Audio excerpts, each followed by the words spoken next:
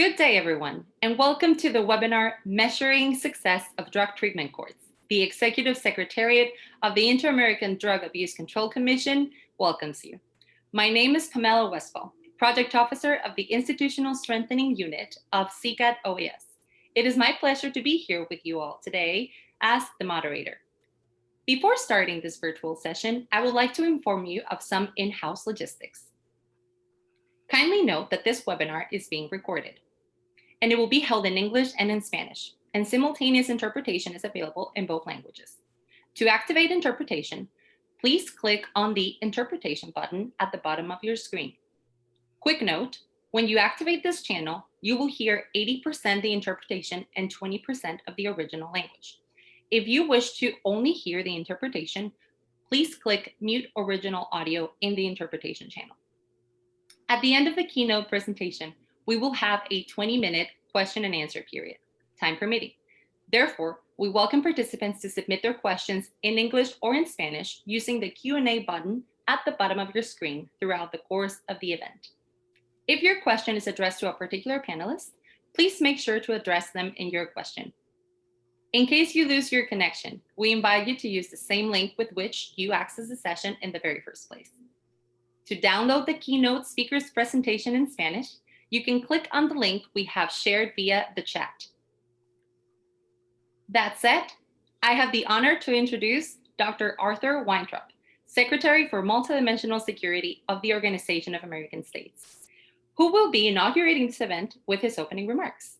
Secretary Weintraub, welcome. It is a pleasure to have you here with us. The floor is yours. Thank you very much. Hello and good morning to everyone present. I am pleased to welcome you to this webinar, which is in reality two events in one. First, we are here to launch an exciting new project focused on measuring the effectiveness of drug treatment courts, financed by the generous support of the Government of Canada. Second, we are kicking off the program with its first official activity, an educational seminar on monitoring and evaluation best practices, which is keynoted by one of the leading researchers and experts in the field, Dr. Douglas Marlow. Drug treatment courts improve the security of our member states. They are a powerful tool to help break the vicious cycle of problematic substance use and crime.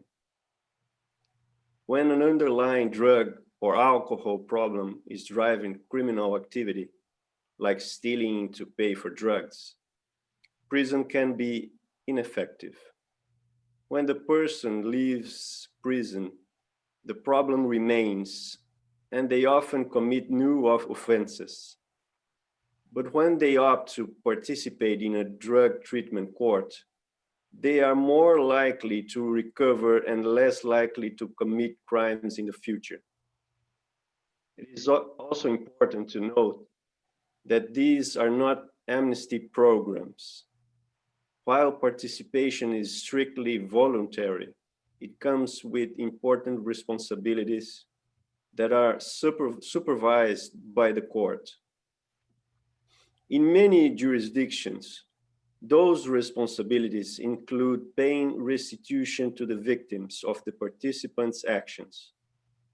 And participants who do not live up to their responsibilities or decide they no longer want to do so are returned to the traditional justice system. Monitoring and evaluation is essential to the work that the Secretariat of Multidimensional Security does. Monitoring and evaluation help allow us to gauge the impact of our programs, which is crucial to implementing programs that show results. Periodic monitoring and evaluation of drug treatment courts are key to their success, clearly illustrating how drug treatment courts reduce crime when implemented properly. That is why this program is so important. As drug treatment courts and other alternatives to incarceration expand, we need to be constantly evaluating them to see if they are working the way they should.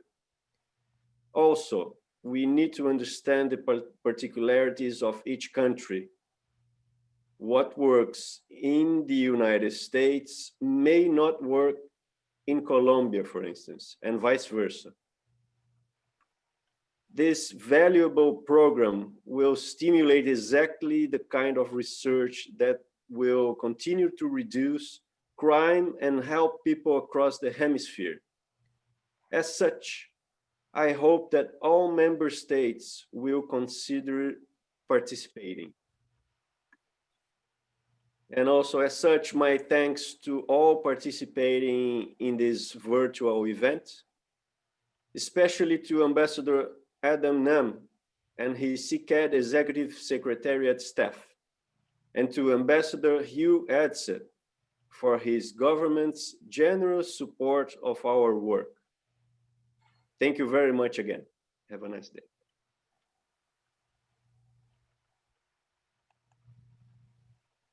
Thank you so much, Secretary. To continue with our opening remarks, it is my pleasure to introduce Ambassador Adam Nam, Executive Secretary of the Inter-American Drug Abuse Control Commission of the OAS. Ambassador, the floor is yours. Thank you, Pamela. Good morning, everybody. It's nice to be among so many esteemed colleagues and friends. I hope all of you, your families, your colleagues are in good health during these very difficult times. I am Adam Nam from CCAD of the OAS. Let me begin by thanking the Canadian ambassador to the OAS, His Excellency Hugh Edsett. Let me also thank Secretary for Multidimensional Security, Arthur Weintraub, Justice Kofi Barnes, Dr. Carolina Droppelman, Dr. Douglas Marlow, all of the distinguished officials from many CCAD states, member states that are with us today, and everyone who has taken time out from their day to join this event. As the OAS Hemispheric Drug Strategy shows, exploring alternatives to incarceration, or ATIs, for drug-dependent criminal offenders should be an important part of any strategy to address the drug problem. ATIs are a proven way to reduce recidivism rates for drug-related crimes, as well as offer justice-involved individuals with substance use disorders the option to receive voluntary, comprehensive substance abuse treatment and social reintegration services like job training, rather than face possible jail time.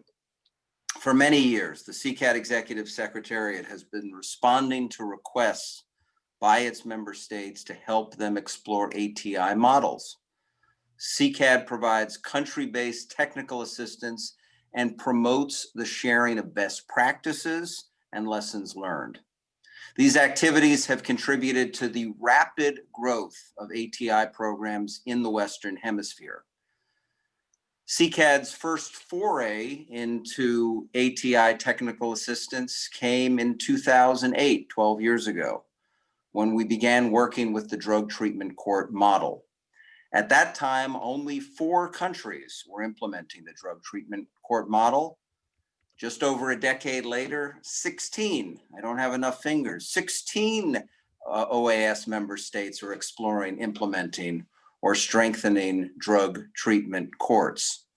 This is not to say, however, that one size fits all. Secretary Weintraub spoke along those lines. Although the drug treatment court model originated in the United States in 1989, each country has sought to adapt it to its own legal, social, and cultural context while maintaining its basic principles, based on available evidence of what works and what does not. In fact, drug treatment courts, or DTCs, are now one of the most studied concepts in criminal justice, whose efficacy is backed by 3 decades of empirical research. This evidence-based focus thus forms the foundation for the DTC model. Best practices have been refined and improved over time as more research becomes available. This is why CCAD, thanks to the generous assistance of donors like Canada and the United States, has invested so much in monitoring and evaluation efforts for DTCs throughout the hemisphere. To date, CCAD has assisted with independent external evaluations of ATI programs in Barbados, Costa Rica, Jamaica, Mexico, Panama, the Dominican Republic, and Trinidad and Tobago. We also recently published in English and Spanish, and with Canadian support, the first ever manual for scientific monitoring and evaluation of drug treatment courts in the Americas, which provides a methodological framework that OAS member states can use to monitor and evaluate DTCs. The manual also serves as the basis for this important Canadian-funded project we are presenting today, a region-wide technical assistance project to assist interested member states with strengthening their DTC monitoring and evaluation practices. As part of this project, our team of experts will be working with participating OAS member states to review their existing practices in this area, find ways to improve, and understand the intricacies of designing and carrying out their own independent evaluations. The CCAD Executive Secretariat is in the process of extending invitations to our member states to participate in this project. In the meantime, we are kicking this project off by presenting some background information, what it is and what it will do, as well as highlight some elements of the manual itself. In fact, our keynote speaker today is the manual's lead author and one of the world's leading experts on the subject of DTC monitoring and evaluation, Dr. Douglas Marlow, who will provide an overview of best practices in the field. We also have the pleasure of having with us today Justice Kofi Barnes, High Court Judge of Ontario, Canada, and Dr. Catalina Droppelman, a prominent researcher from Chile. Justice Barnes, together with the late Justice Paul Bentley, also from Canada, has collaborated with us since the very beginning, supporting member state judiciaries with the exploration and implementation of problem-solving courts, including the DTC model. Dr. Droppelman has also been a longtime partner of CCAD on these issues and will be assisting with the implementation of this project. Let me close by once again thanking our donor, the Government of Canada, and its distinguished representative, Ambassador Adset. Canada has long been a supporter of DTCs and alternatives to incarceration more broadly, and a staunch defender of human rights and evidence-based practices. This valuable project would not be happening without Canada's generous contributions. Thank you very much.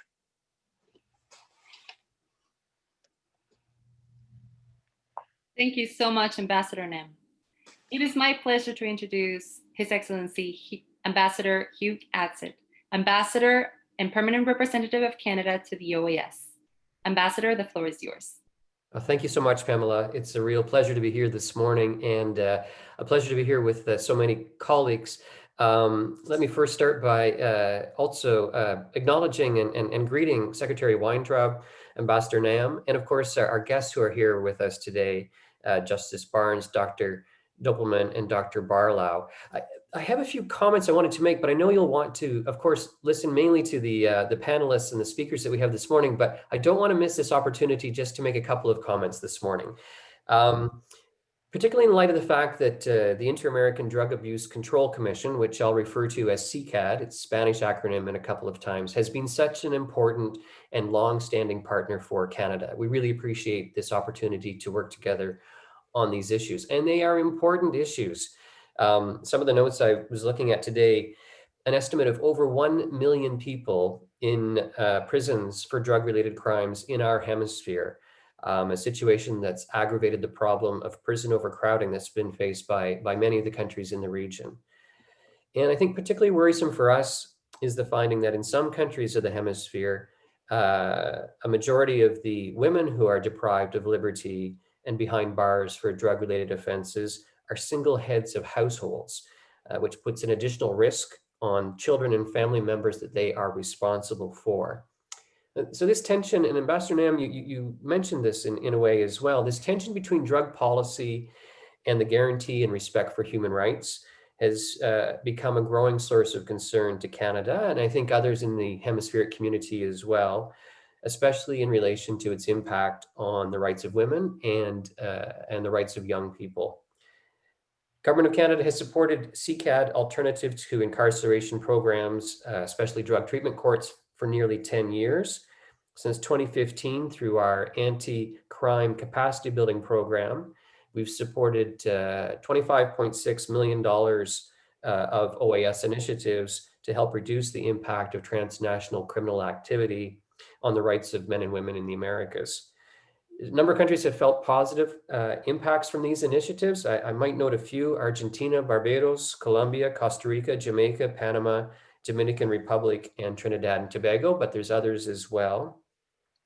And I must say, for me, I'm very proud of the guests that we have today, including the Honorable Kofi Barnes, Judge of the Superior Court of Justice of Ontario and Chair of the International Association of Drug Treatment Courts. I know he'll get an introduction in a few minutes as well. Dr. Catalina Droppelman, Executive Director for Justice and Society Studies Center at the Pontifical Catholic University of Chile, and the author of the manual that you were mentioning this morning, Dr. Douglas Marlow, who is with us today. Also very pleased to note the involvement of Canadian experts from Alberta, British Columbia, Ontario and Saskatchewan, including Crown prosecutors, judges, and treatment officers who've helped in the past to provide OAS technical assistance.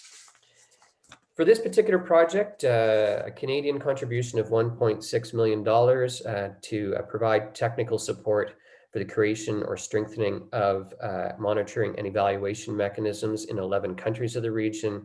Our hope is that this will raise awareness with these mechanisms in place of the potential benefits of drug treatment courts amongst the states that have shown interest in these models.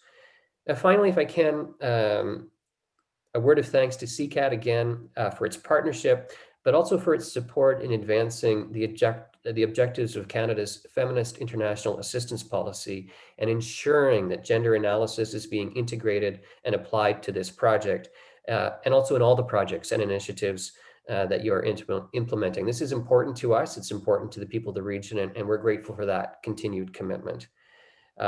Again, very proud to contribute to this work, contribute to CCAD, a premier hemispheric forum to address drug-related challenges in the Americas, such as preventing and treating substance abuse and helping member states measure their progress. We look forward to continuing to work with you, and thank you again for this opportunity to participate today. Thank you. Thank you, Ambassador Atzet. At CCAD, we're certainly grateful for the relationship that we have with Canada, and it's been a pleasure working together and to continue to work together. I now have the pleasure to introduce my colleague, Jeff Sinsmeister, Program Manager of the Institutional Strengthening Unit of CCAD OAS, who will give a brief presentation of the project launch and introduce our panelists for today. Jeff, the floor is yours. Thank you very much. Good morning, buen dia, bon dia to everybody here that has joined us. As Pamela mentioned, I'm the manager of CCAD's therapeutic justice programming, so it's naturally very gratifying to kick off a new project in this area, and it's equally gratifying to follow Canadian Ambassador Atzet on the agenda because, as Ambassador Nam has mentioned, Canada has been such a strong backer of our work. So, Ambassador, we thank both the Canadian government and the Canadian people for their support of what we're doing. I want to use my few minutes to talk in simple, straightforward terms about what exactly this program will do. And this comes to mind because the holidays are arriving when many of us here, including myself, will return to our hometowns. And almost every year when I go home, many of my friends and neighbors will ask me, what do these programs that you work on do exactly? And I think this is a very important question. I strongly believe that we have to answer it in plain language without rhetorical or ceremonial flourishes, because particularly in a forum like this one, a public forum, it's because I hear the same question quite frequently when I travel across the region. citizens, tax-paying citizens of the member states that make up the commission. And frankly, the question makes sense. I mean, for two reasons. Number one is that, from a distance, it can be hard to understand the importance of some of the more nuanced work that we do here. These models can be complex, and the assistance work that we do is not necessarily immediately sort of clear from if you're not an expert in the subject or don't have familiarity with it. And number two is that the hard work of the citizens of our member states, in this case the Canadian people, funds what we're doing. So we need to be able to communicate clearly and simply what it is and why it's valuable if we're going to fully fulfill our mission here. So for me, the simple answer, the bottom line, is that this program will improve our understanding of how courts can make our communities safer by breaking the cycle of substance abuse and crime. And that's basically, in very broad brushstrokes, the essence of the drug treatment court model. And the only way we can do that successfully is being able to answer basic questions about how drug treatment courts are working. Things like, are they helping treat substance abuse issues, substance use disorders? Are their graduates committing fewer crimes on average than similarly situated control groups? Are they finding employment? Are they finding jobs? Should we invest more money in them? And these sort of basic questions are how we know, actually, after about 30 years of working with the drug court model, starting in the United States and then moving elsewhere in the hemisphere, that we know that when it's properly implemented, the model works. So, getting these answers, because it's a lot hard. I mean, it's a lot harder than many people may think. I mean, it requires not only getting reliable data from a lot of different sources, not just courts, but also prosecutors' offices, health officials. It also means that you have to know how to study it scientifically and objectively so that the results that you get make sense and can be relied on to make these sorts of public policy decisions. And, doing that right requires organization, requires effort, and it requires know-how. And it's not something that's immediately sort of apparent when you're beginning to roll out a model. And it's frankly something that all operators of drug courts and also people from academia and civil society can really benefit from orientation and capacity building in best practices. So that's really what this project is here to do. It's to help train treatment court operators, academics, and civil society members on good practices in collecting and analyzing this information. And speaking in very broad brushstrokes, because I don't really have much time, this will include some of the following activities with the member states that decide to join us. Things like reviewing existing monitoring and evaluation processes and providing expert feedback based on evidence-based practices. Training treatment court operators as well as members of academia and civil society on these evidence-based practices. Facilitating the organization and execution of small-scale process evaluations, and studying the effective costs of piloting and scaling up treatment courts across the region. So that, in a nutshell, is sort of what we're going to be doing.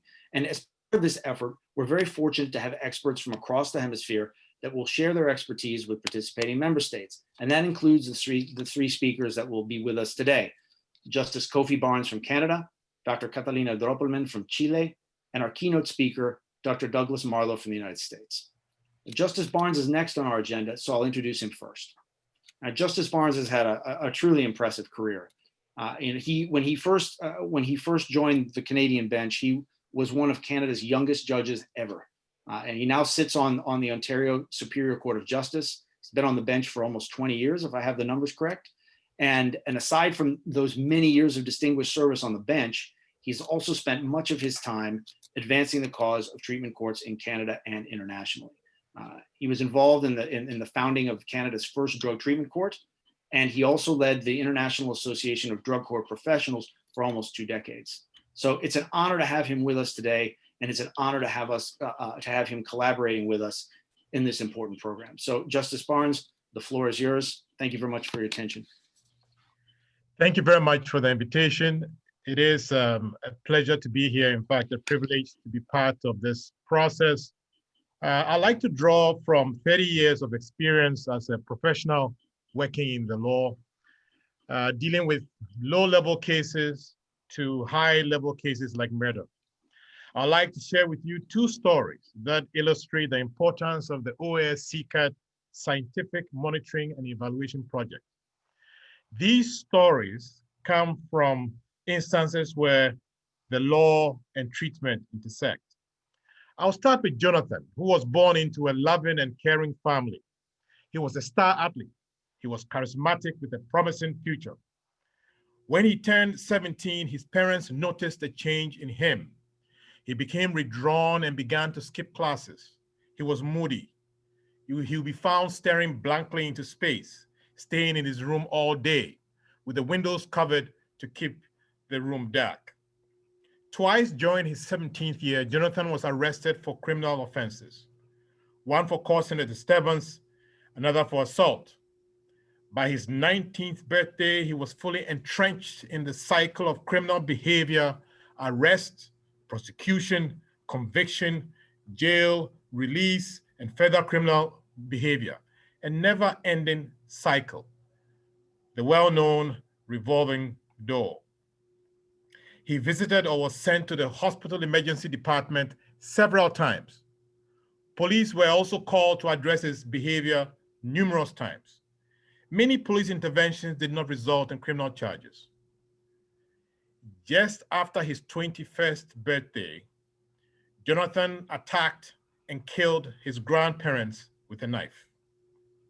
It turns out that Jonathan had been suffering from a mental illness. He was using drugs to medicate himself. The law enforcement, the court system, corrections, and treatment providers worked in silos to try to address Jonathan's problems. A case like this is why in many places where law and treatment intersect, multidisciplinary partnerships called problem-solving courts, sometimes they are called treatment courts or therapeutic courts. This is why those courts have developed. Examples of those courts are drug treatment courts, community courts, domestic violence courts, family treatment courts, mental health courts, etc., etc. These multidisciplinary partnerships of law and treatment professionals collaborate in these special courts to address the underlying cause of criminal behavior. And these can include drug use, mental illness, poverty, homelessness, fetal alcohol syndrome, etc., etc. The objective is always the participants' holistic rehabilitation.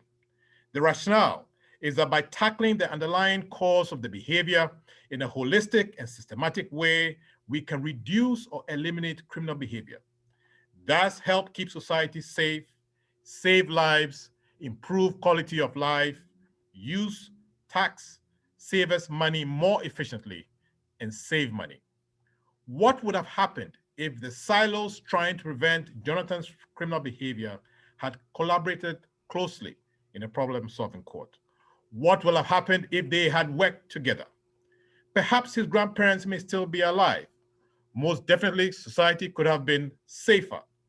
Taxpayers' money could have been saved because of reduced police interventions, court and jail time, as well as reduced medical interventions.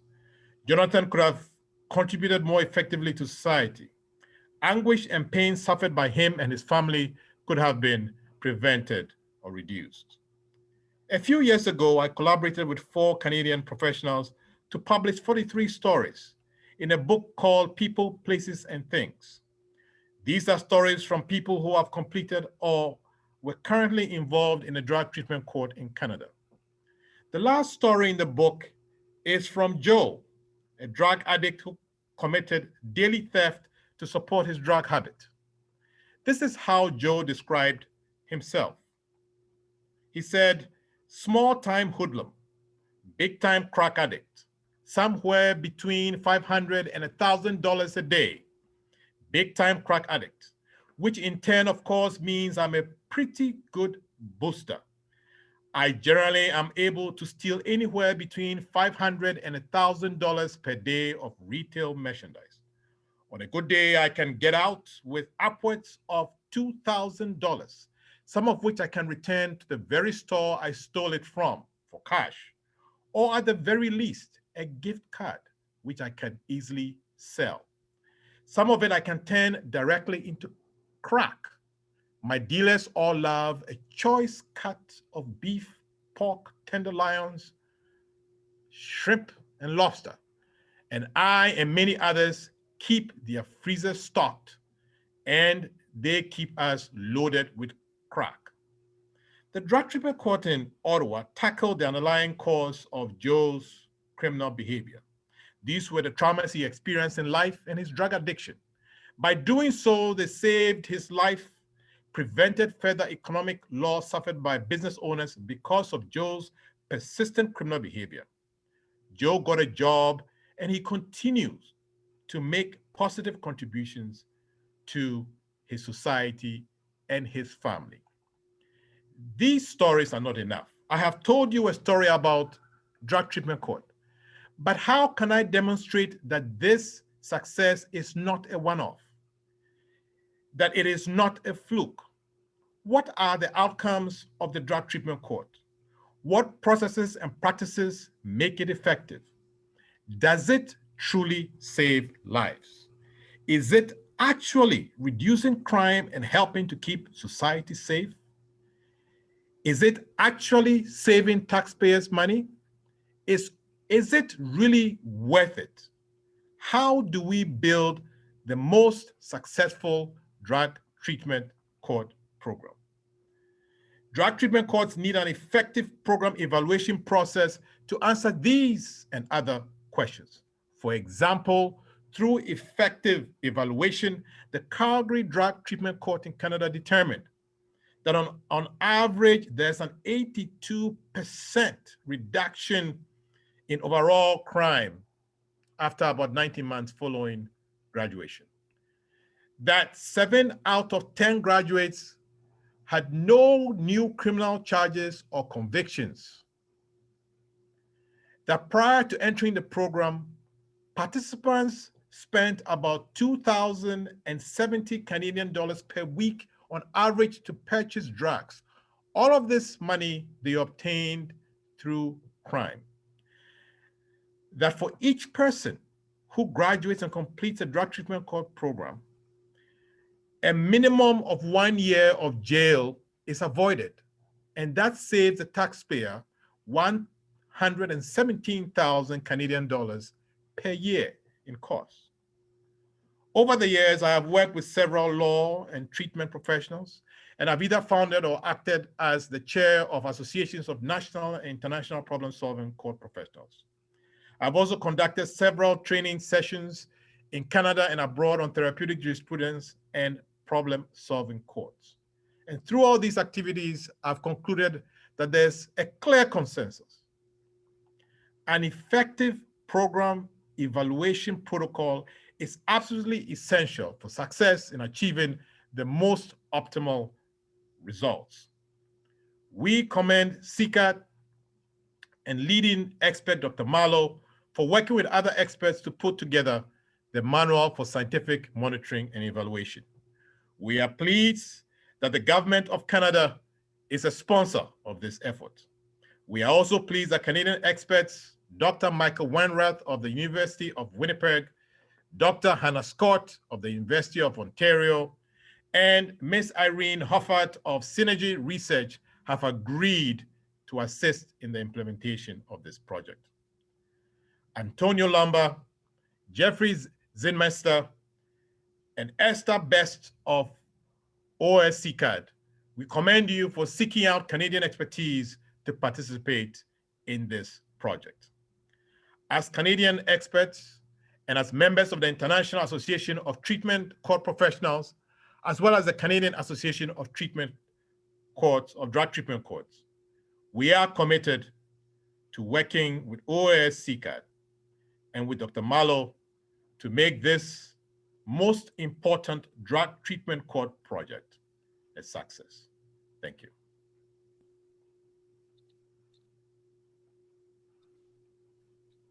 Thank you very much, Your Honor. It's again a real pleasure to hear your words. And with that, I will move to our second presenter, and I will switch into Spanish as she will be presenting in Spanish. Entonces, con eso dicho, nuestra próxima ponente es la doctora Catalina Droppelman de Santiago, Chile. Y la verdad es que si hubiera una definición para experta en la materia de los tribunales de tratamiento, seguro haría referencia a la doctora Droppelman. Ella es la directora ejecutiva del Centro de Estudios Justicia y Sociedad de la Pontificia Universidad Católica de Chile, y en ese rol y en su capacidad anterior de directora de la División de Justicia Criminal de la Fundación Paz Ciudadana en Chile, se ha dedicado a la investigación e implementación de políticas públicas en las áreas de justicia criminal, incluyendo la de los tribunales de tratamiento, su eficacia como una alternativa al encarcelamiento y sus dinámicas de costo-beneficio. Ahora bien, como es de suponer, la doctora Droppelman cuenta con una formación académica igualmente impresionante, con un doctorado en criminología de la Universidad de Cambridge del Reino Unido y una licenciatura en psicología de la Universidad de Valparaíso en Chile. Contamos con la suerte de tenerla aquí con nosotros para que nos dirija unas palabras sobre sus experiencias con el monitoreo y evaluación. Doctora Droppelman, es un gusto tenerla aquí. Tiene usted la palabra.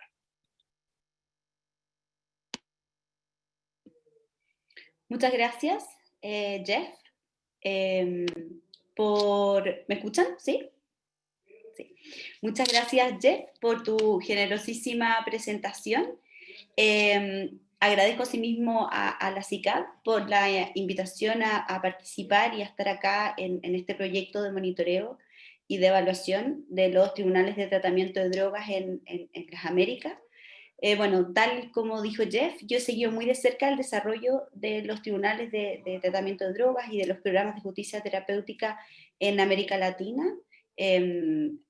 Nos podemos remontar al año 2005, donde se comenzaron a implementar estos primeros programas en la región, y siempre con un muy sólido y además, de manera tal vez más importante, un constante apoyo de la CICAD. Esto ha sido clave, este apoyo de la CICAD, porque ha permitido realizar primero una cuidadosa adaptación a las particularidades culturales de los países. Recordemos que estos programas han sido desarrollados principalmente en Estados Unidos y en Canadá, y hacerlos pertinentes para la realidad de muchos países latinoamericanos incluye un tremendo trabajo y un tremendo desafío al mismo tiempo, y también para poder adaptarlo a las culturas legales de cada uno de los países de la región. Y este trabajo de años ha permitido y ha favorecido un desarrollo y un escalamiento de programas que muchas veces empezaron como pequeñas experiencias pilotos en algunas ciudades de América Latina. Ha permitido un desarrollo y un escalamiento muy responsable, ¿ya? Que es tal vez lo que hemos podido apreciar en Chile, donde todo el apoyo de la CICAD fue clave a lo largo del proceso. En Chile comenzamos con un pequeño piloto muy chiquitito en la ciudad de Valparaíso, con 15 casos, y hoy en día el programa es una política pública a nivel nacional. No solo se cuenta con programas de tribunales de tratamiento de drogas para adultos, sino que también se cuenta ahora con programas para adolescentes. Se han empezado a desarrollar también herramientas con enfoque de género para tratar mujeres. Es decir, se ha producido de manera lenta pero segura y con apoyo este escalamiento que es el que uno desea, ¿no? Que una pequeña iniciativa bien implementada, bien adaptada a la realidad y a la realidad cultural de cada país se vaya desarrollando. Entonces, yo creo que el gran desafío ahora es obviamente la evaluación de estos programas, ¿ya? Y acá voy a compartir usted simplemente para poder, porque me imagino que varias de las personas que están acá escuchando y van a escuchar la presentación de Douglas Marlow, se preguntarán por qué es tan importante evaluar. En general, las personas que están más del lado de la implementación, los practitioners, como se dice en inglés, muchas veces se preguntan para qué evaluar, o viven el proceso de evaluación como un proceso de auditoría, como un proceso donde alguien te va a decir si lo estás haciendo bien o mal, ¿ya? Pero un proceso de evaluación no necesariamente es eso, no se reduce a eso, y creo que los procesos de evaluación son importantes por algunas razones, que en este tiempito que tengo les voy a comentar. Primero, porque evaluar permite obtener un mayor respaldo político y un financiamiento, y sabemos que eso es un problema clave y un tremendo obstáculo para el escalamiento de los programas de tribunales de tratamiento de drogas en América Latina. Montar un piloto y desarrollarlo con voluntades personales o con voluntades muy particulares de una ciudad específica no es tan complejo, pero el gran desafío es escalarlo a nivel de política pública y conseguir ese financiamiento. El tener una evaluación, en contar con una evaluación, obviamente que apoya y da un respaldo importantísimo para este desarrollo, ¿ya? En este sentido, yo creo que es importante entender que evaluar no es necesariamente un ejercicio académico, como se tiende a pensar, ¿ah? Como un lujo académico que a veces se hace a los programas, donde la gente siempre los enfrenta con mucha angustia, pensando que no va a tener ni los datos ni las herramientas para poder evaluar. Pero evaluar es un proceso simple, no es un proceso complejo, Douglas se los va a explicar ahora, y si es que se construyen y se levantan los datos que son muy simples de levantar desde un comienzo, obviamente eso asegura un proceso de evaluación de largo plazo y del mejor nivel, ¿ya? Entonces, la evaluación no es un ejercicio académico, repito, es una herramienta de política pública, ¿ya? Un segundo elemento tiene que ver con que si tú no muestras resultados, obviamente no vas a poder nunca expandir el programa, ¿ya? Y acá no solo me refiero a ampliarte territorialmente, que es un elemento muy importante porque recordemos que los programas de tribunales de tratamiento de droga se enmarcan dentro del sistema de justicia criminal, por lo tanto una ampliación territorial es importante para asegurar el principio de igualdad ante la ley. Lo que no nos puede ocurrir es que una persona que comete un delito, que vive en una determinada región o ciudad de un país, tiene acceso a un tribunal de tratamiento de droga, pero una persona que comete el mismo delito en otra ciudad no tiene acceso a esta oportunidad porque simplemente el programa no existe. Un tercer elemento importante tiene que ver con también que evaluar también abre las posibilidades para el crecimiento y la incidencia, ¿ya? Evaluar va a permitir a muchos países que están probablemente todavía en programas pilotos o en experiencias que no han podido expandir, aumentar cupos para poder abarcar mucho más usuarios, determinar también mejores poblaciones objetivos, acotarlas o ampliarlas dependiendo de los resultados de la evaluación, ¿ya?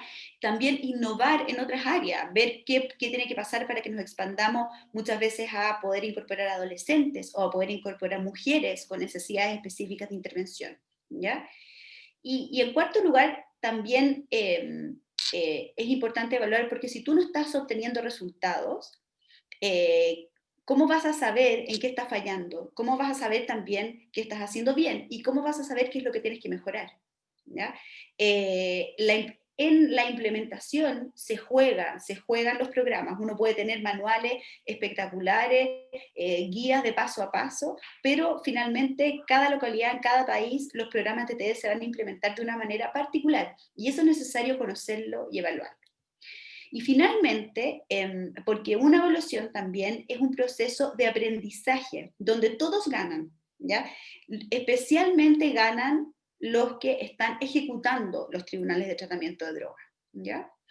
Por todas esas razones que dan cuenta de la relevancia de este proyecto y de la importancia, obviamente, del compromiso de cada uno de los países y de cada una de las instituciones involucradas en la implementación de los TTD, de los tribunales de tratamiento de droga, para invitarlos a participar, a colaborar, a involucrarse, a aprender a hacer evaluaciones, aprender a recolectar sus datos para poder mostrar el resultado de lo que hacen, ¿sí? Estoy segura yo que este proyecto va a favorecer grandes avances y mejoras en los programas de tribunales de tratamiento de droga en la región, y que va a permitir finalmente poder escalarlo, poder saber qué es lo que tenemos que mejorar, qué es lo que tenemos que cambiar, y con datos particulares, relevados y levantados en nuestra región. Nosotros generalmente nunca contamos con datos relevados en nuestra región, siempre justificamos la eficacia de lo que hacemos en razón de datos que han sido levantados en otros lugares con otras realidades culturales y socioeconómicas.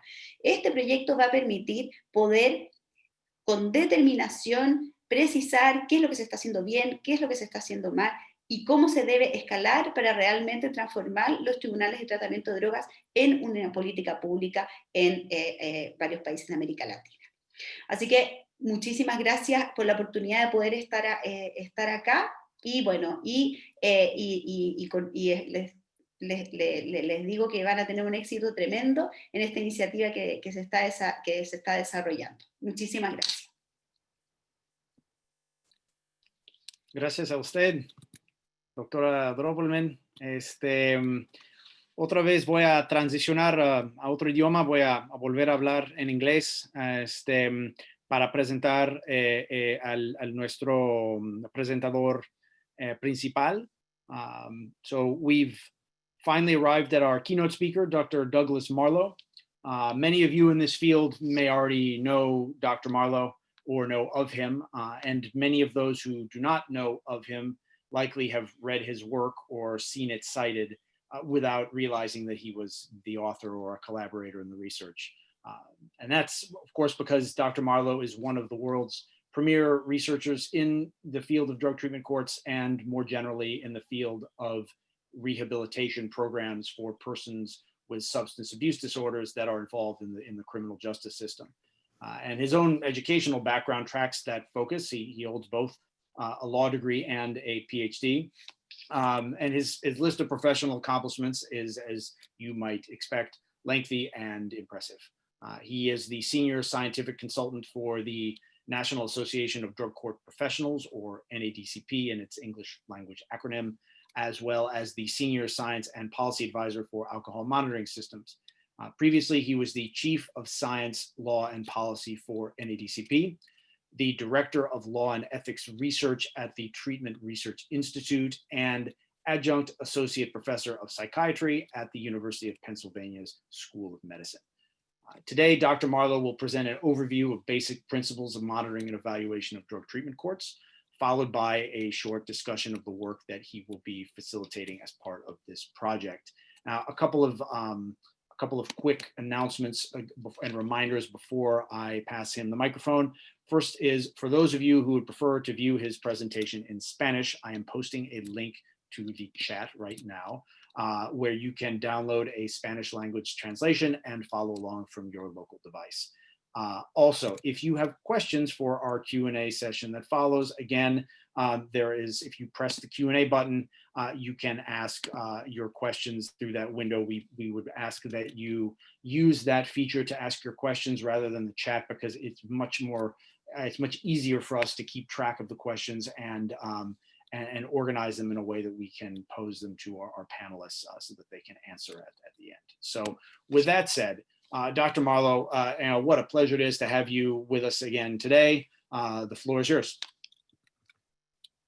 I want to make sure that you can see my screen. Can everybody see my screen? Can you hear me? You see my screen? Okay. So thank you very much, Jeff. Thank you, everybody, for the kind introductions. It's truly a great honor to be here presenting to you and working with your great countries. In the midst of this terrible pandemic, I hope that you and your loved ones are all safe and well, and that we can all work together to get through this. I want to underscore something that was said by Dr. Droppelman. When I first got involved in research on drug courts, I think that research was seen as exactly kind of getting in the way, passing judgment on other people, taking up resources. And what we have found is that as drug courts have become the most carefully studied program in the criminal justice system, they have garnered a great deal of support, a great deal of public and policymaker support, and a great deal of money. And even in the midst of budget crises in the US and efforts to reduce federal expenditures, drug court budgets keep going up. And they keep going up because of the research that has established the effectiveness of the model. So What do we know about the effects of crime of different sentences? And these are national studies, mostly in the US, but also internationally. We know that the average effect of incarceration on crime is somewhere between no effect at all and an 8% increase. Now, that does not take into consideration, obviously, the incapacitation effects while people are in prison, they're not committing crimes, but in terms of reducing recidivism after release, incarceration is actually associated with increased recidivism. Community supervision programs, we call them probation, parole in the US, have generally had no effect on recidivism rates in the US. If we refer people to treatment instead of the criminal justice system, we get about a 7% reduction in crime, which doesn't sound huge, but that is actually a pretty big effect and has a lot of cost savings associated with it. If we combine treatment with supervision so that somebody is monitoring these individuals and making sure they in fact go to treatment, on average, we get about a 10% reduction in recidivism, and programs such as drug courts on average get about a 12 to 14%, 13% reduction on average. Now, the bad news is that the interventions that are the least effective, and if perhaps even harmful, are the ones that are imposed most often. That's what we do. We do incarceration, we do community supervision and probation, and the programs that are most demonstrably effective are imposed the least in the United States and in many other countries. About 5% of individuals in the US are actually referred to drug courts and to community supervision diversion programs. We know more about drug courts than we know about every other program in the criminal justice system combined. Here you're looking at studies that looked at dozens of drug courts, looked at the methodology in the studies, and came up with the average reduction in effects of drug courts in very strong, scientifically focused studies. I'm not going to bore you with the specifics, but you can see here that crime is reduced, especially in the most recent analyses, about 12 to 13%. In the earlier years, 2005, 2006, drug courts were generally getting about an 8, 9% reduction in crime on average. I would point your attention to this one study done in 2012. These were all drug courts that actually did research on their own program. Most drug courts do not. These were 69 drug courts that had actually studied their own programs, and they got a 32% reduction in crime. So simply paying attention to research is basically associated with 2.5 to 3 times better outcomes. Programs that look at themselves tend to be much better. We're often asked, well, how long do these effects actually extend? Do drug courts really have effects after people leave? And we know from meta-analysis of 92 drug court evaluations, on average, drug courts have been shown to reduce crime significantly for at least 3 years. And if a typical drug court program is about 18 to 24 months, that means for at least a year after people are no longer in the program. Although you can see that some drug court evaluations have shown effects lasting about 15 years, which is an astounding effect in the criminal justice system. And I can't think of any other effect lasting that long. A more recent study just came out in New South Wales in Australia, found a 5% reduction in recidivism, but that was mostly for violent crimes, which is a big deal, that drug courts have been shown to reduce violence for at least 5 years. So these are demonstrably effective programs. However, you might say, well, is a 12%, 13%, 14% reduction in crime enough? Is it big enough for us? And the answer is, well, that's an average. And some drug courts reduce crime. There's actually drug courts reducing crime by 80%. And there are actually some drug courts increasing crime by 15%. So needless to say, we need to understand what separates the effective from the ineffective drug courts. And so practices, and these are just examples, practices that have been shown to improve outcomes in drug courts by at least 50 to 100%, programs that separate effective from ineffective drug courts. For one thing, they serve what we call in the United States, high risk, high need individuals. And what does this mean? It means people who have severe substance use disorders. Just because somebody's arrested for a drug crime does not mean they have an addiction. And people who don't have an addiction who are engaged in drug use, misuse, dealing, not only do not do well in drug courts, they actually do worse in drug courts because we're providing treatment to somebody for a disorder they don't have. And drug courts have the best effects for people who are what we call high risk, which doesn't mean violent. It means they're unlikely to do well if you just send them to treatment. People who have failed in treatment many times before, people who have been on probation before and are back on a new charge. So people who are constantly getting in trouble, those are the people that need the intensive services of a drug court. Drug courts are court-based interventions, and we have found that the more often participants appear in court to meet with the judge, the better they do. Very, very powerful effect. And if they can at least see the judge in court at least every other week, every 2 weeks, for at least the first several months of the program, outcomes are much, much better. We find that when the judge spends time talking to participants, actually we sat there with stopwatches and measured the time people spoke. Judges that spent 3 to 7 minutes had the best outcomes than judges who talked to people very quickly, sent them on their way, or judges that sat there and had an almost unending conversation with some participants, which had everybody in the courtroom falling asleep in the middle of the sessions. Programs that do drug and alcohol testing at least twice a week on a random basis that are really monitoring drug use are substantially better drug courts. Drug courts that provide treatment for 14 to 18 months. So there's a dose, a length of time in which programs tend to be more effective. If they get too long, beyond that, they start to become counterproductive. If they're too short, they are not good enough. Many programs in the US, I don't know if this is true in your countries, many programs in the US are group-based. People meet in groups to do substance use treatment.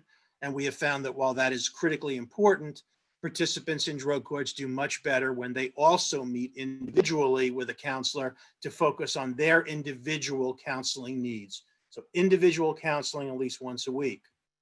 Medication-assisted treatment. The United States, there is a tremendous pushback, tremendous resistance to methadone, to buprenorphine. You may notice Suboxone or Subutex, some of those medications. There's tremendous pushback from the criminal justice system, and research shows drug courts are far more effective when they incorporate medications along with counseling in their programs.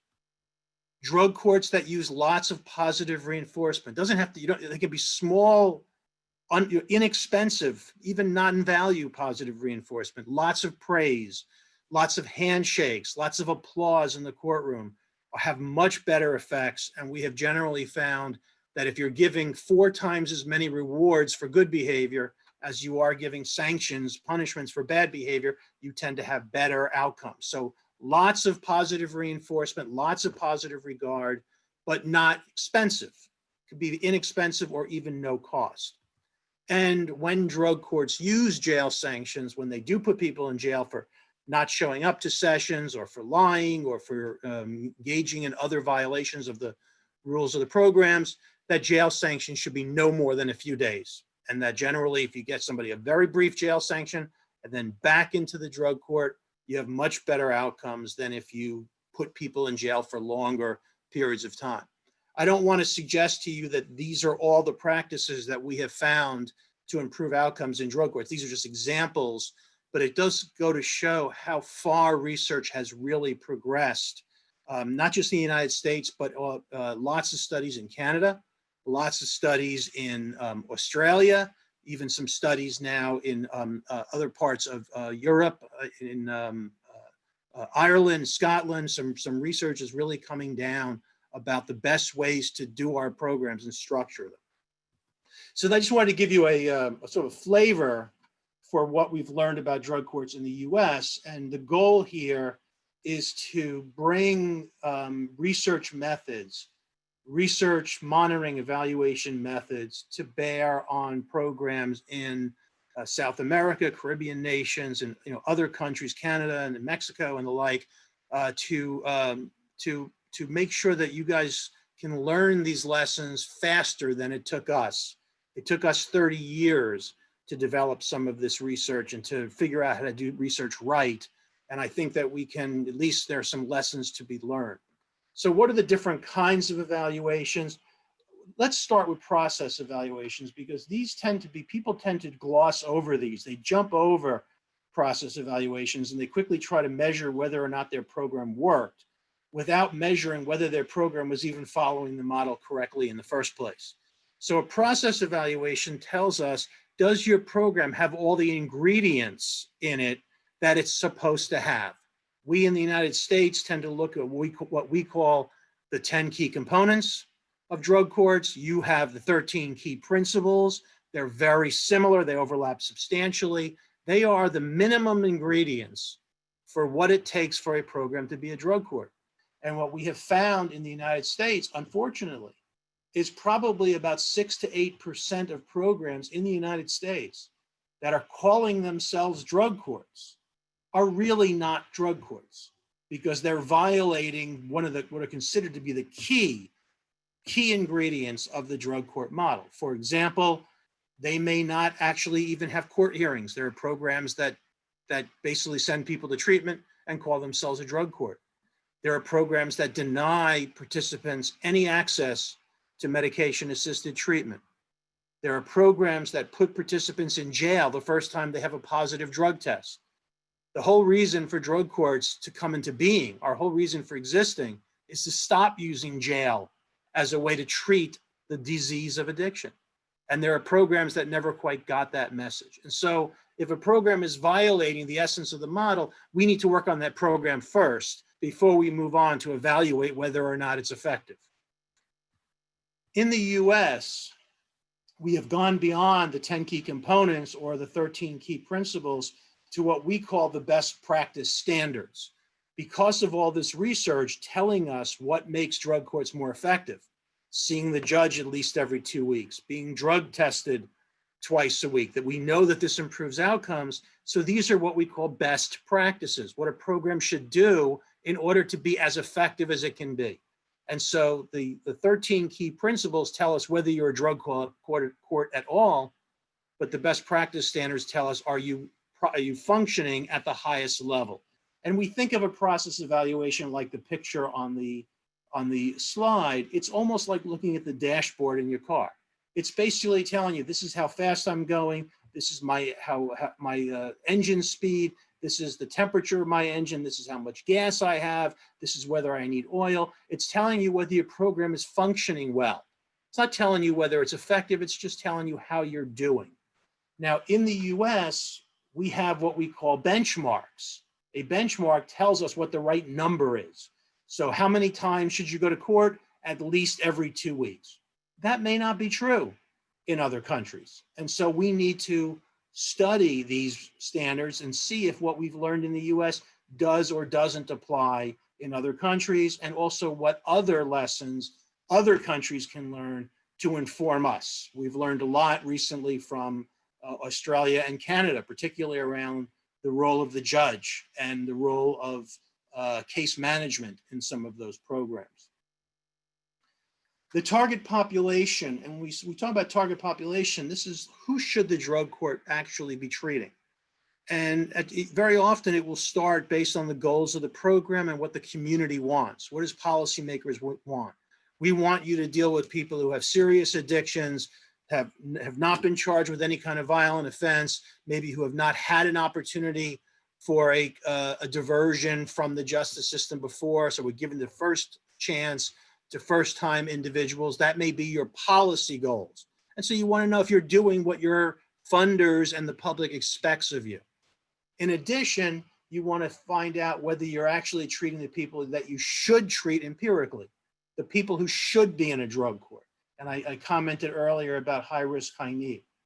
One point I'm going to raise several times during this talk is racial, ethnic, cultural, gender, fairness, and equity.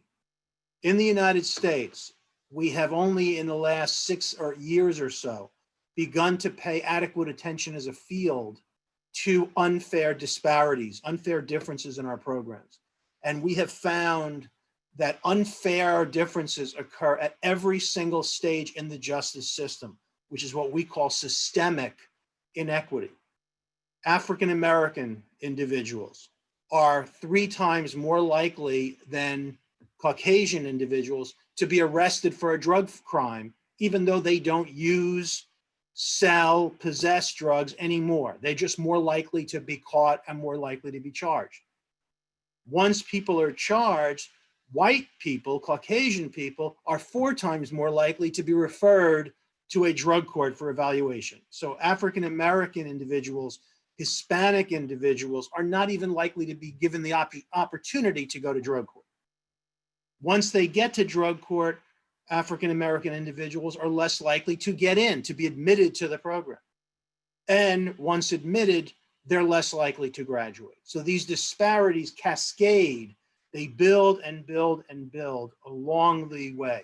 And so a process evaluation is meant to help us see where we are offending fundamental fairness, equity, cultural competence, ensuring diversity, ensuring gender issues. This is where a process evaluation tells us, is our program even worth evaluating? Or do we have to go back to the drawing board and fix it before we move on to a more intense evaluation? Process evaluations also tell us if we're not doing well, why not? So we may study, there are certain kinds of treatments we need that we don't have. We don't have access to mental health treatment. We may not have access to drug testing. I said earlier, in the US, testing twice a week is associated with better outcomes, but that costs money. Some programs say we can't afford to do our drug testing that frequently. We need to do individual counseling. Some treatment programs don't have that available. So doing a gap analysis to figure out what's missing from the program to help you then do better at following the model. We also do gap analyses on monitoring and evaluation. Most programs can't even evaluate themselves because they don't know how to collect data. They don't know what they're supposed to collect. So we help them to understand what it takes to study yourself. We look at hindrances or barriers, other laws that prevent you from serving the people you need to serve. So is there a law that says people with a history of domestic violence can't go into drug court? That's very common in the US. And yet people who have domestic violence involvements are actually appropriate, should be in a drug court. So we need to make changes to those laws and those policies to allow the drug court to do its job better. Is the prosecutor unwilling to let people into the drug court that the drug court should be serving? Are the treatment providers unwilling to share treatment information with the judge? The judge doesn't know how to respond. So this helps us to understand where the problems are so we can fix them. We do an evaluation of our participants to make sure our services are meeting their needs. And then most important, we come up with a remedial action plan. What are we going to do about this to fix our program so it does follow the model, so then we can move on to an outcome evaluation. We are also going to be very interested in studying what we call service quality and stakeholder satisfaction. How do other people feel about your program? What do the participants think about your program? Do they think the program is fair? Do they think staff are creating a good alliance with them and treating them with a desire to help instead of treating them punitively? Do they feel the program is sensitive to their cultural and gender and other needs? Do they feel the services are competent? How do other agencies view you? Does the prosecutor's office view the drug court as too easy on people, letting them get away with too many things? Does the treatment providers think of the program as being too punitive? So try to figure out how you're viewed so that you can then fit better into your own community and meet the needs of your community. That's process evaluation, and that's where we need to start. And many programs have jumped over that, unfortunately, and moved to outcomes. We'll be back to talk more about process evaluations in a bit as part of our current project. Another type of evaluation is what we call the short-term impact evaluation. This is evaluating whether your program is actually working while participants are in it. And again, a lot of programs they'll bring people into a drug court, wait till they leave, measure whether or not they commit crimes down the road, and decide whether the drug court worked without evaluating how people did while they were in the program. And there are many things that occur while people are in your program that are more important than anything else. because if you can get these impacts during the program right, crime and other things later fall into place. Treat people well here, get the right effects here, you're going to get the longer term effects down the road. So we want to focus on what happens in the program that we know will predict better long-term outcomes. Example is attendance. If your participants are only showing up at 20% of their counseling sessions, I don't need to worry too much about looking at your crime rates down the road. Probably not going to be very good. If participants are in your program for 3 months and drop out, not a good sign.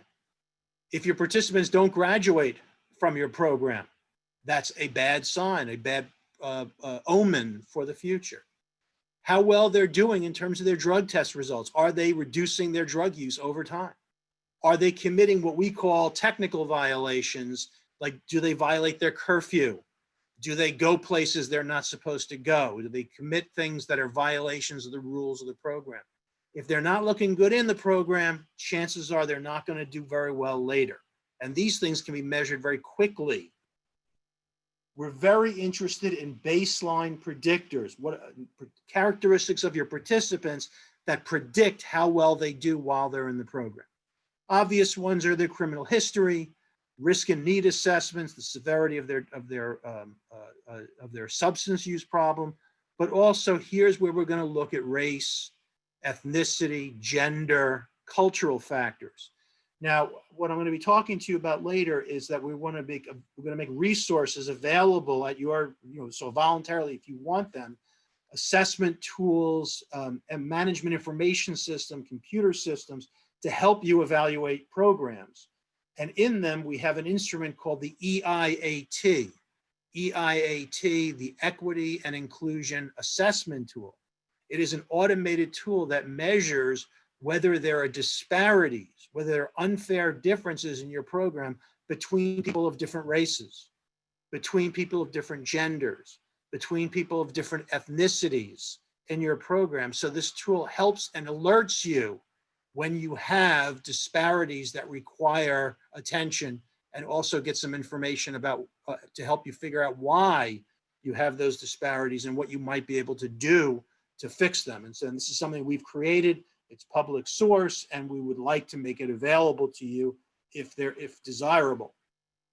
And then we look at the quality of your services to see if your services are impacting program outcomes. Are participants coming? Are they staying? Are they participating? Do they like the services?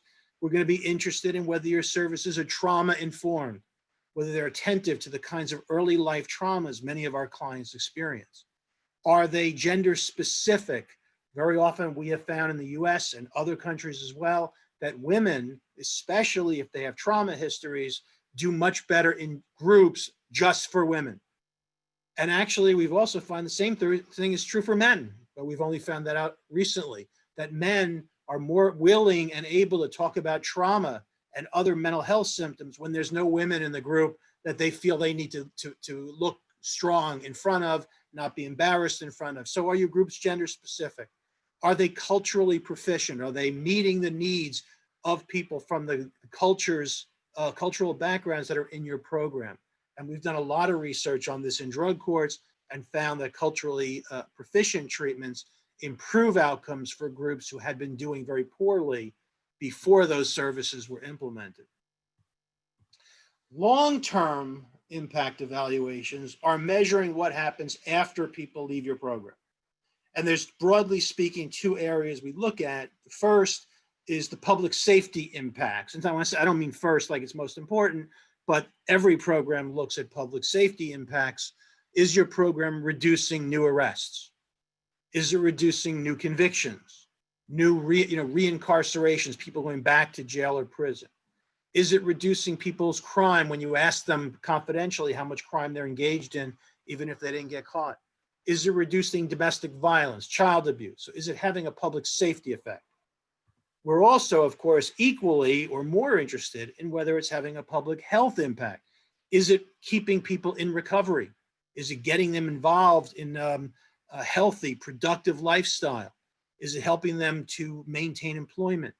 Is it improving their emotional and mental health? Unfortunately, very many studies, or very few studies, I should say, have actually measured these things, not because they're not interested, but because it's hard to do. Looking at people's criminal justice records, that's usually easy. Most jurisdictions have that in their databases, but to find out how people are doing in terms of their mental health, very often we have to track them down and interview them and talk to them. That's difficult to do. And so we don't have as many studies on what really is the most important issue in a drug court, which is saving people's health and lives. But we do have some, and the effects are promising and look good. The drug courts are making people healthier, not just safer. We also do, and this is sort of the highest level in terms of sophistication, we do cost evaluations.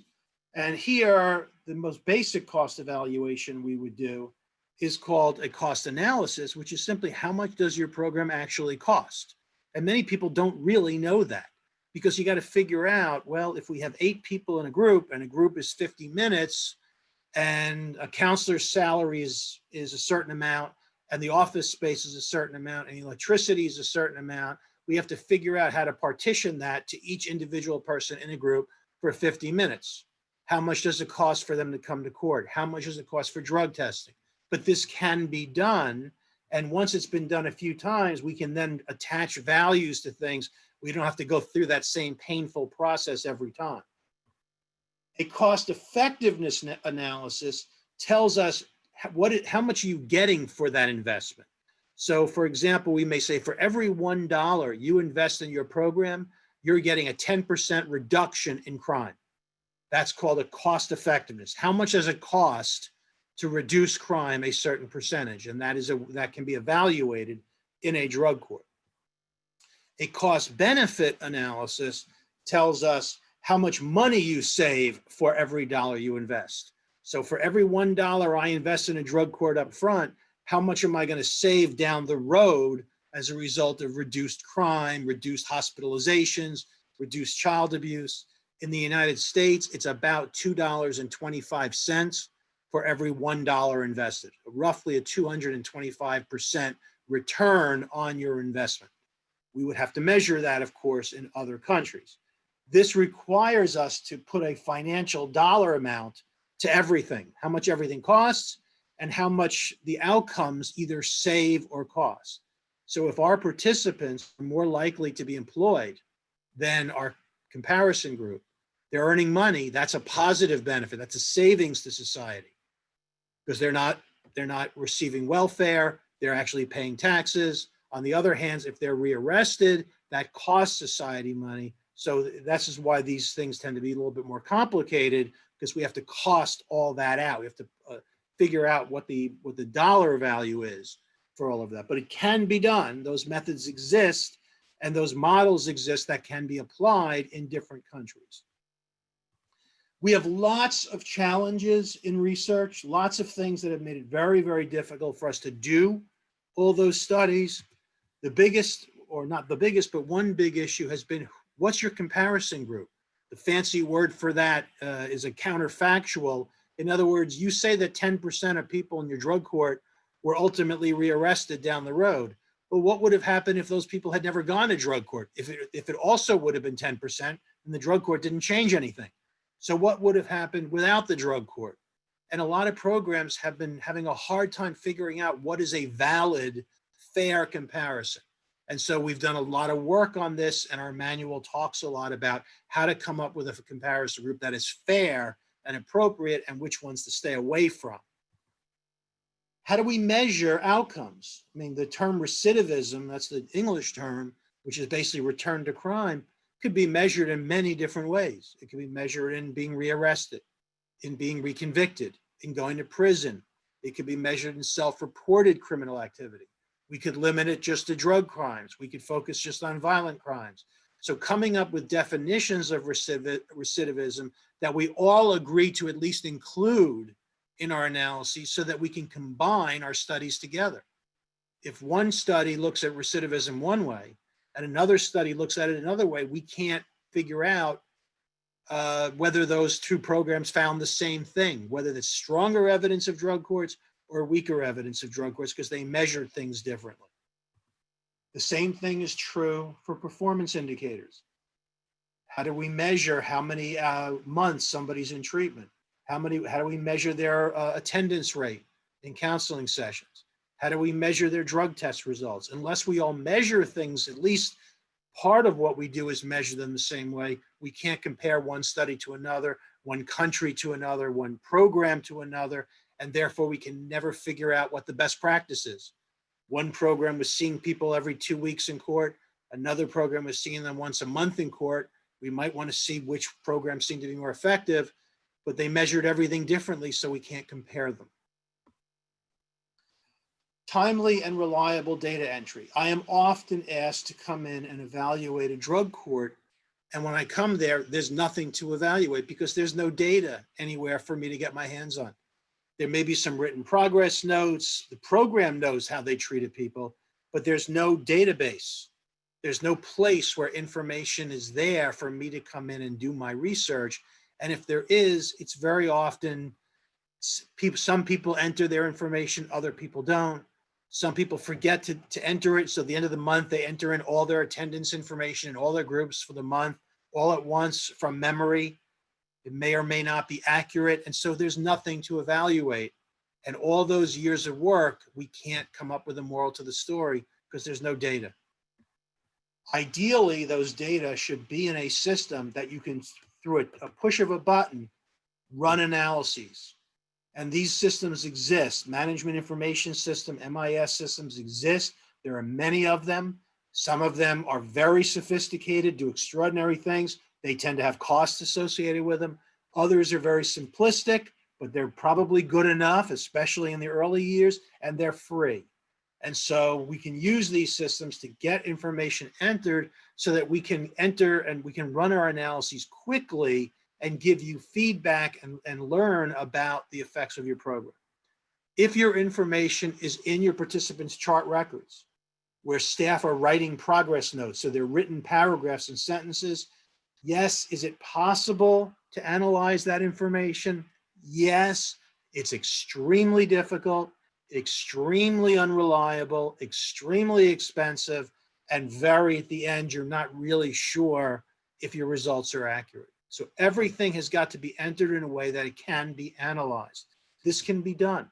And not only does it not get in the way, putting your efforts into data entry doesn't get in the way of doing your other clinical work and your legal work, it actually makes you better at your clinical work and your legal work because you have all the information you need in front of you to do your work.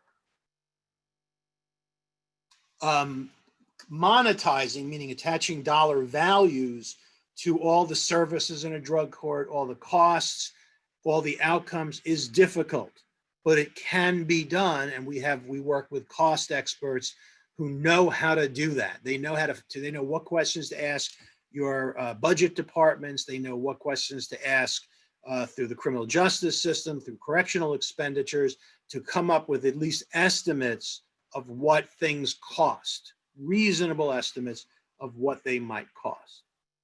So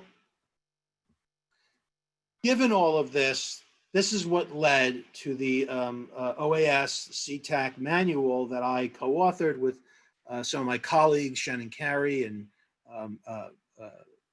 Michael Finnegan and Antonio Lumba and others who helped me with this great deal.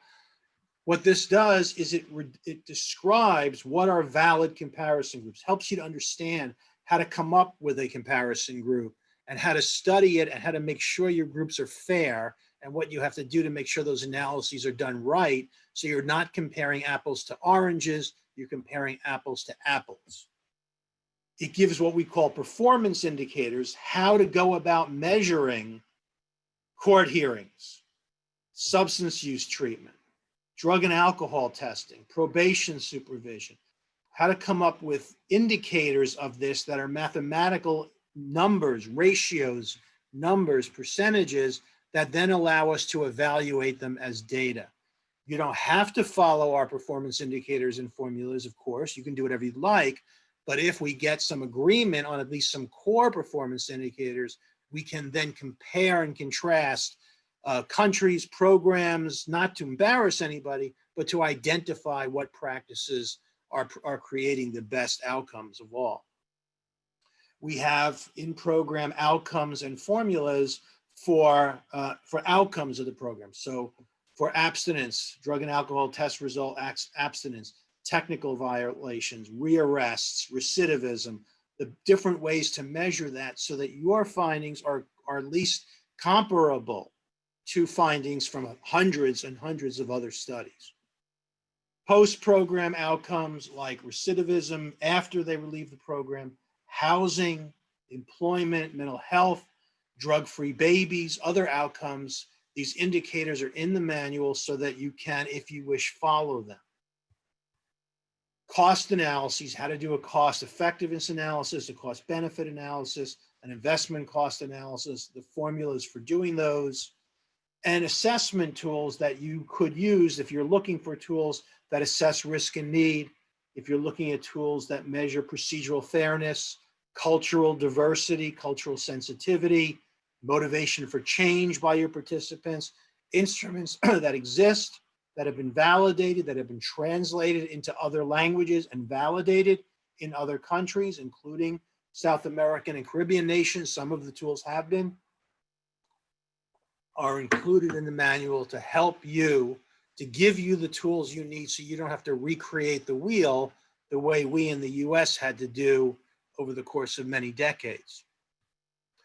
The planned project is our goal here is to use the manual as a starting point, not an end point, a starting point to help programs be evaluable, able to engage in monitoring and evaluation of their own programs. The goal here is to do action planning and implementation of the monitoring and evaluation plans for each program. So create plans for each of the nations that decide to participate. Provide training and technical assistance, myself, Dr. Droppelman, Drs. Carey, people from CTAC, other agencies that will provide training, technical assistance, psychiat, I apologize, training, technical assistance to help you engage in process evaluations.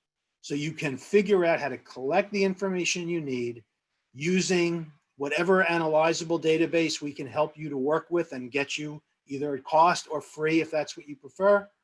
Help you to collect information, do it systematically so you know how your own programs are functioning, and to have full back-in from your own experts in academia, research, members of your criminal justice system, your current society, members of your of the communities where your drug courts are located, help you to study whether your program is following the model, how it's following the model, and whether it's meeting the needs the community has.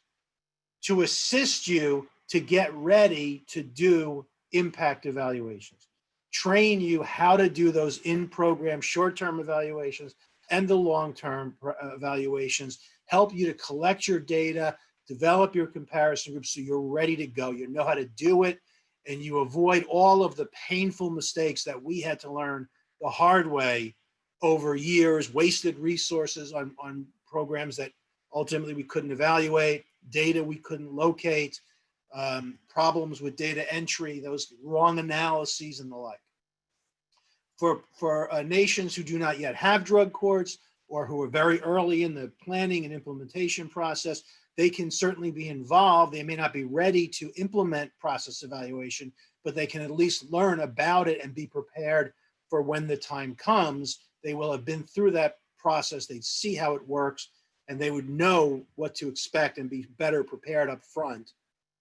And as I mentioned earlier, we're going to be very attentive to issues of gender, LGBT issues, and a lot of data will be coming to us from the Canada study, Judge Barnes and others that have been so graciously assisted with, and also a lot of research that I and others have done looking at racial, ethnic, cultural, gender disparities and learning how to study them in a way that helps us to solve the problem. It's one thing to point blame where those problems exist, but it's the real goal is to figure out how to fix them.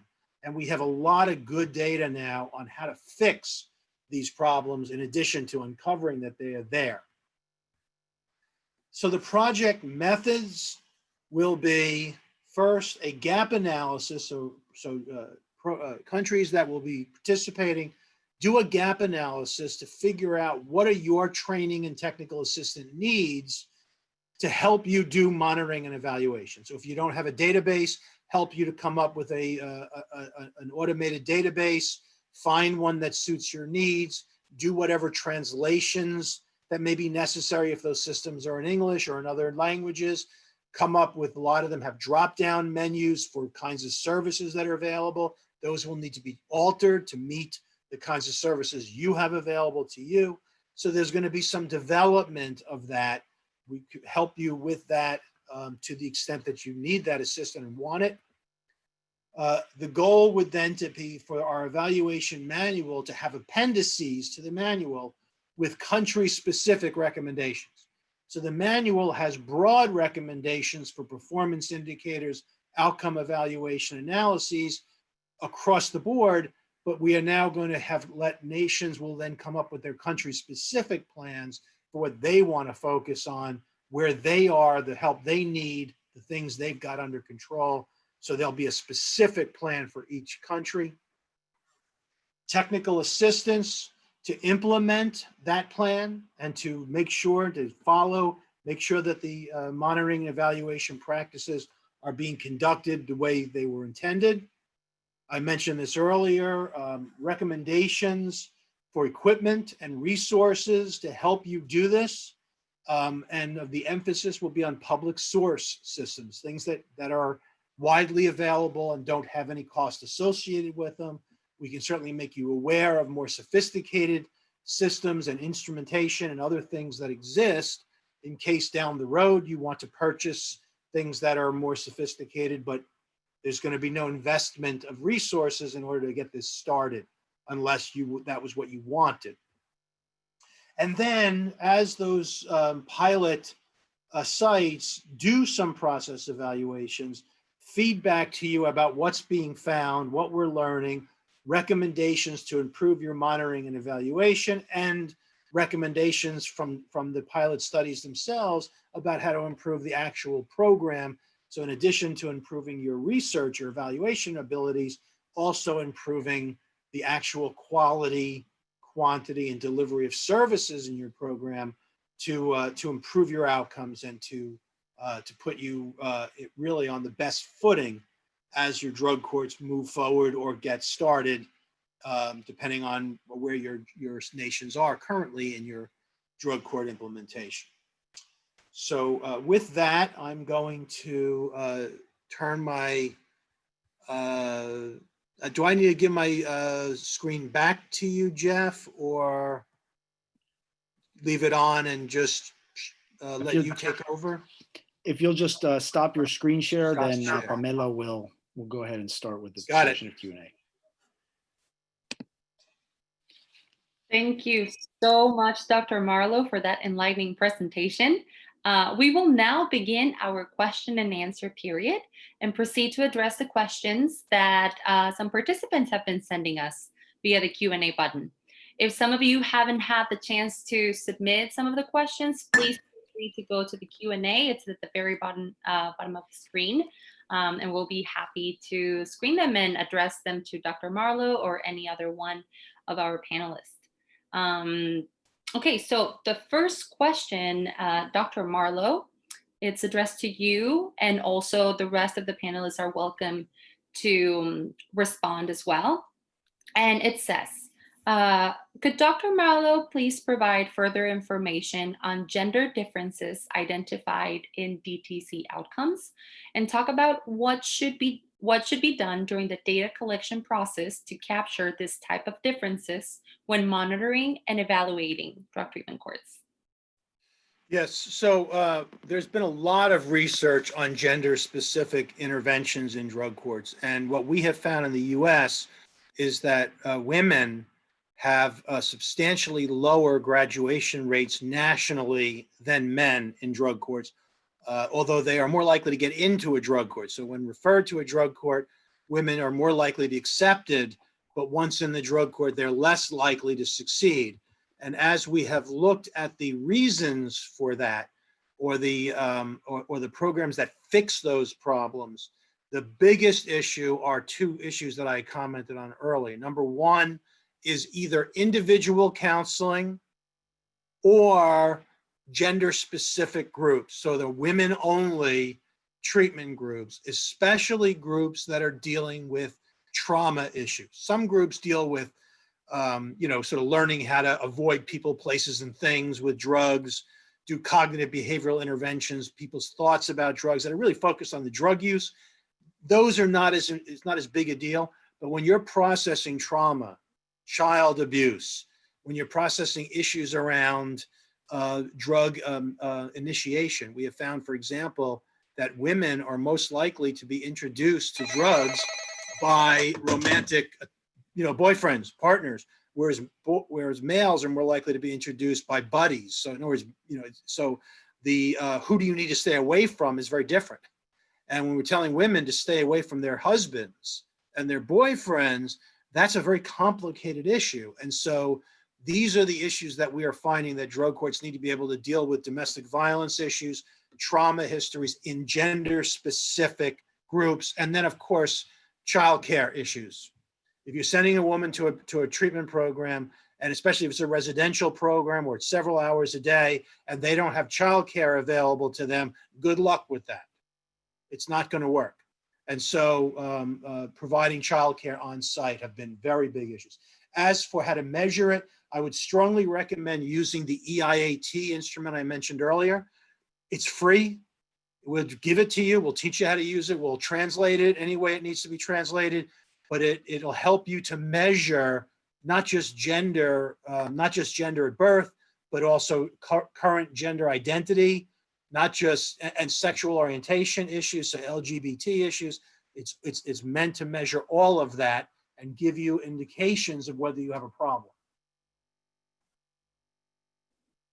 Thank you, Dr. Marlow. Unless any of the other of our panelists would like to add something to that question, I will move forward to the second one.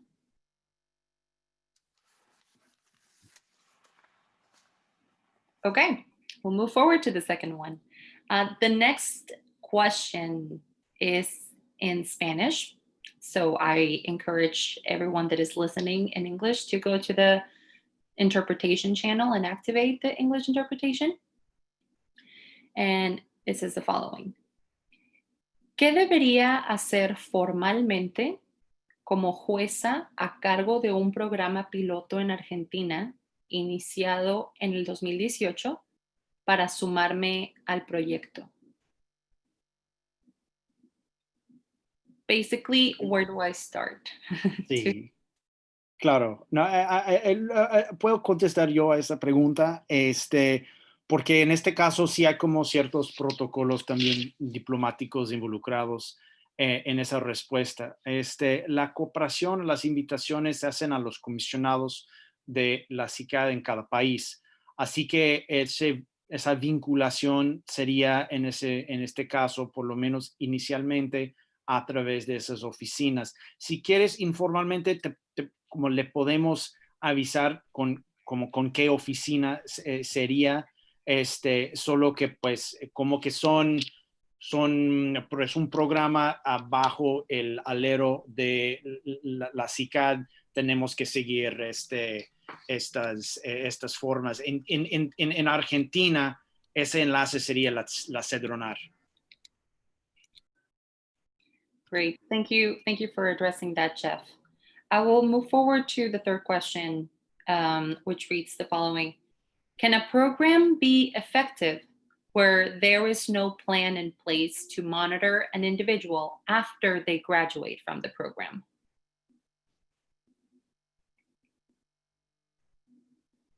Is that a question for me? Oh, yes.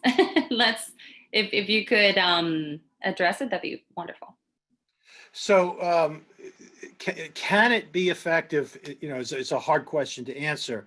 What I can tell you is that the most critical indicator of success after somebody leaves a drug treatment court is their continued involvement in some kind of formal pro-social recovery-oriented group, community involvement, something where they are regularly engaged. And the best predictor of whether that will happen is that they've already started that while they're in the drug court.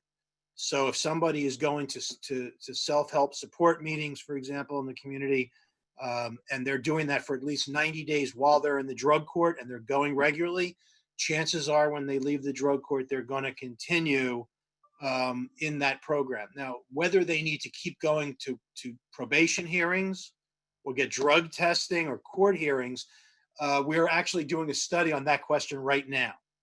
And we don't have any data yet. We're actually looking at that. What we're finding is that it's what we call a curvilinear function, fancy word for if you don't monitor people long enough, they do badly. And if you monitor people too long, they do badly. And so we're trying to figure out what's the right amount of time. So yes, what you want to do is sort of wean people off the monitoring, and we're trying to figure out exactly how long that would be. It looks like 90 days of continued regular contact after they leave the program might be the sweet spot for a lot of people, but it's a little early. Thank you so much, Dr. Marlow. We have one more question in Spanish, so I'll proceed to read it in Spanish. Please activate the interpretation in English if you wish to hear the question in English. Dr. Marlow, ¿cree que la periodicidad de las audiencias debe predeterminarse siempre o debe fijarse en base a la necesidad que presente cada participante frente a su evolución?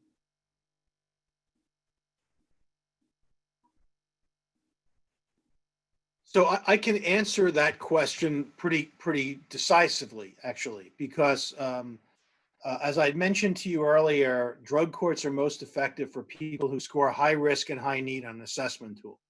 So if you are dealing with somebody, and I don't know what kind of assessment tools you use, but we have tools that measure the likelihood of treatment failure, the likelihood of recidivism. We call those risk tools. And then our need tools are having a serious addiction. If somebody is high risk and high need, then they should be seeing the judge every 2 weeks at least, for at least 90 to 120 days, at least. That's the minimum. Now, if somebody, on the other hand, scores low risk and low need, they should not be seeing the judge at all, unless something happens and they pick up a new charge. And so now people who have severe mental illness, people who, I'm blanking on the other, juvenile, adolescent individuals need to be seeing the judge every week for the first 90 days. So we actually have some good, so the answer is yes, it needs to be tailored to the needs of the individual, but we know what that means. We have some good information about how to do that tailoring. Now, I don't know if that's going to be the same thing, in Costa Rica or, Chile. I mean, I have no way of knowing without doing the research. And so I would hope that we could actually look at that question in your program. But just to underscore a point here, when drug courts first developed, a lot of people thought they were a silly idea. What does a judge know about treating addiction? Why are we appearing before a judge? Who needs a judge? We need treatment, not judges. And what the research has shown us is that, in fact, for high risk, high needs people, we need the judge. That the judge's authority, the judge's power, the judge's prestige in society, the judge's ability to impose consequences that many other people can't, matters a lot in the US. Now, I don't know if the same thing is going to be true in countries that follow a prosecutorial-led, sort of more inquisitorial model. That I don't know, and I would love to find out.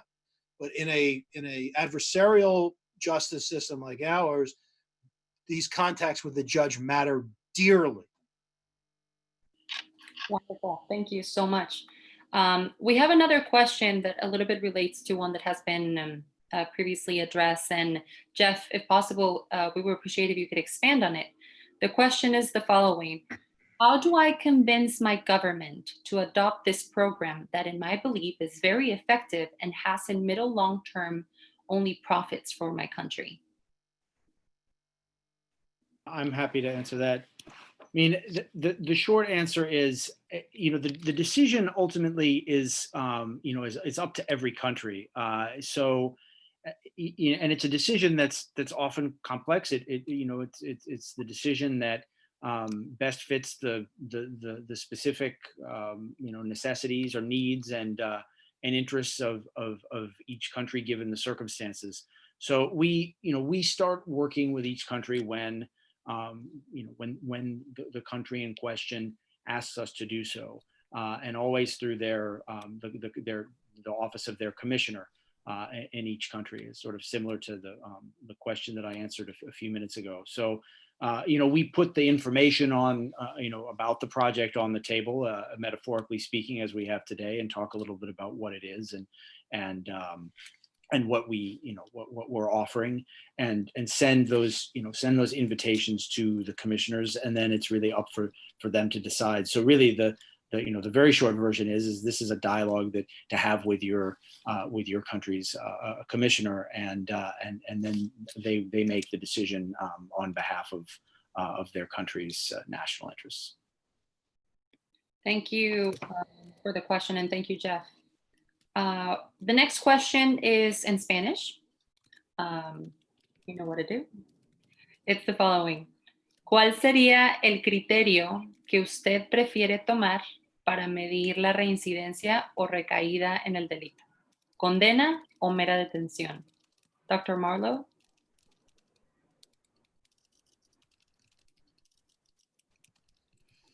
So it's a good question. We struggle with this mightily in the US because, and part of it depends on the length of time that you're doing the evaluation. So a lot of drug courts evaluations only have 2 years on their funding. And so they're trying to look to see whether the drug court has reduced recidivism in 2 years. Well, if you're waiting for convictions, especially in the US, where things take very long periods of time for cases to be resolved, you're going to have very low levels and you won't learn anything. And so we use arrests as a proxy. The problem with that is that people get arrested for things they didn't do. And people get arrested more often if they're African American or Hispanic or have lower socioeconomic status because the police have greater surveillance. And so it looks like they're doing worse because of arrests. So ultimately, we want to look at convictions where someone has actually been found guilty beyond, at least in the US, beyond a reasonable doubt by either a judge or a jury of their peers, bearing in mind that convictions also have problems because we have a lot of plea bargaining in the US. And a deal between the prosecution and defense, somebody was really dealing drugs and the prosecutor says, well, I'll tell you what, we'll call it just possession if you plead guilty. Person pleads guilty is convicted of possession, but in fact, what they did and what they were arrested for was dealing. And so convictions are you're more confident that something happened, not definite, because people even plead guilty or get convicted for things they didn't do, but you're more confident in its reliability. But on the other hand, it's usually a lower indication of severity because of plea downs. Some studies, if you're doing a cost evaluation, you're most interested in incarceration because that's where all the costs are. If people are going back to prison, that's where you're saving money or losing money. So then you're looking at how much time people wind up in prison down the road. So that's it's a long-winded answer to tell you that there are 3 different indicators we use and they all mean different things and are interpreted differently. And ideally, you would measure all 3 and then discuss the pros and cons in your evaluation. Thank you. Dr. Marlow, we have one more question, and it's also in Spanish. Here it goes. It says, ¿cuáles son los primeros pasos que debe seguir un tribunal que apenas va a iniciar la implementación de un programa de justicia terapéutica respecto al monitoreo y la evaluación? The first steps. So I would recommend and I don't know if issue of language translation would or wouldn't be an issue, but you could do a training and technical assistance project through us. And I don't know, maybe Canada has that, or Dr. Droppelman as well, but we do trainings for programs which we teach them the best practice standards on monitoring and evaluation and provide them with whatever tools they're interested in receiving to get started. And we don't do what we call a Cadillac model, the expensive top tier evaluation. We do a Volkswagen model, a basic, here's how you get started doing an evaluation, give them the very basics, give you the tools you need to measure it. And some of it may be nothing more than access files, online access things or Excel files, instruments you can use that when you answer the questions, it goes into a database instead of being written on a piece of paper. So, I mean, there are ways to get a program up and running quickly and at minimal cost. And I would recommend doing that. Great, thank you. I think we have time for one last question before we move to the poll. It was the following. Dr. Marlow, how important is having a good software for data collection and how that may limit the capacity to evaluate a program? It's everything. It's really everything. I mean, yes, you can do a program evaluation without a database. It can be done. It has been done, but it's far harder to do. It's far more costly. Your results are far weaker. And I guarantee you, if you just there are systems that are free, that are better than nothing. Excel-based systems, we can train you on how to use them and just get the information into a database so you can run frequencies and you can do correlations and you can, it's data are usable in a spreadsheet. They're not usable on a piece of paper written down. They're just not. I strongly encourage you to get the software. And I could give you, there's stuff that's free up until I'm working on a system that is as sophisticated as you could possibly imagine. And it's not for individual programs to use, it's for entire states to buy, but it's for very, very sophisticated data analysis. And it's making programs evaluable like that. You can ask questions like that. But I strongly recommend that you get some technical assistance and recommendations for some kind of basic data entry system. Thank you so much. That would wrap up the question and answer period. Thank you everyone who submitted a question. We hope that you enjoyed hearing Dr. Marlow and everyone else, and Jeff, thank you so much for providing some insight.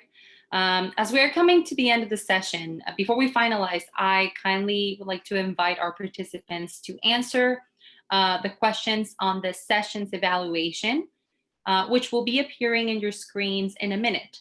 Before I do that, I would like to ask you to please stay with us for a couple of minutes right after the poll, as Jeff Zinsmeister will be providing some conclusion remarks.